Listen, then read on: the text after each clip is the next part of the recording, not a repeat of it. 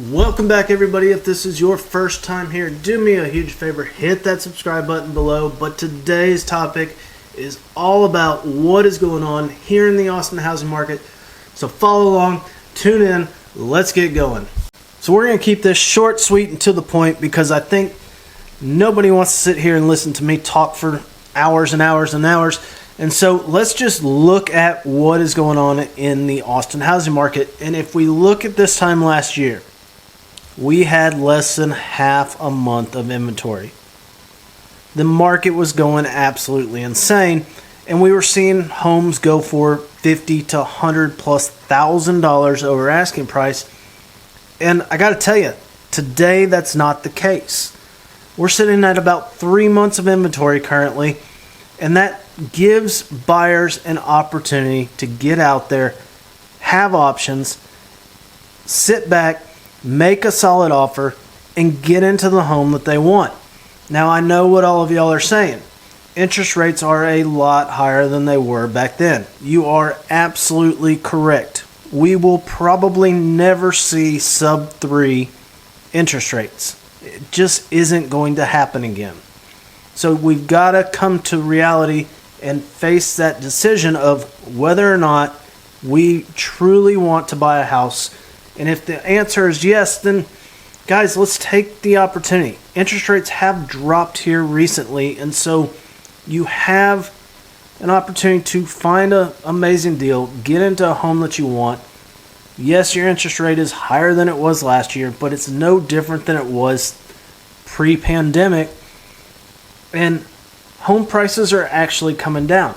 Now, if you look at the median home price in Austin, Texas, we're sitting at $450,000. A year ago, that was well over $100,000. Above that, pushing up towards $600,000. So prices are leveling out. Prices are dropping. And as I mentioned, you have more opportunity out there currently because homes are sitting on the market longer. Sellers are more anxious to get their home sold.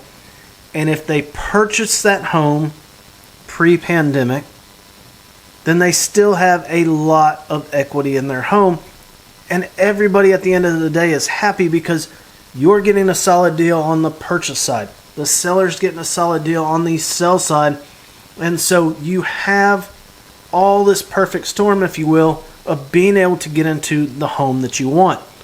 Now, I've worked with a ton of buyers last year, and we scrambled. It was an absolute dogfight to the bitter end, getting people into a home. And oftentimes it wasn't necessarily what they wanted, but they wanted to be in a home. And so we found a way to make it happen. So if we're looking at the market today, there are several things to keep in mind and things that I tell my clients to look for. And one of those is the new home sector, because right now they have a bunch of inventory. Everything came to a screeching halt with those guys, and so they are offering all these incentives to purchase their homes. Now, are they always the best deals? No, but it is absolutely an area that you can look in. If you're not super anxious to get into it tomorrow, there are deals to be made in that area of real estate. Now, the other area that I always like to look at is how long has the property been sitting on the market. Now, if it's sitting for 100+ days, the likelihood of that home seller looking to make a deal goes up. Now, that's not to say that a home that just went on the market yesterday won't make a deal. But your opportunity with homes that have been sitting on the market a little bit longer, you have a chance to go in, make an offer, possibly get some closing costs covered, possibly get some rate buy down costs covered. So guys, there is always an option, and just because interest rates are higher does not mean that you can't get into a home that you want. So I hope this little tidbit helps. If y'all have questions, do me a favor, leave me a comment in the section below. Hit that subscribe button, and we'll see y'all next time.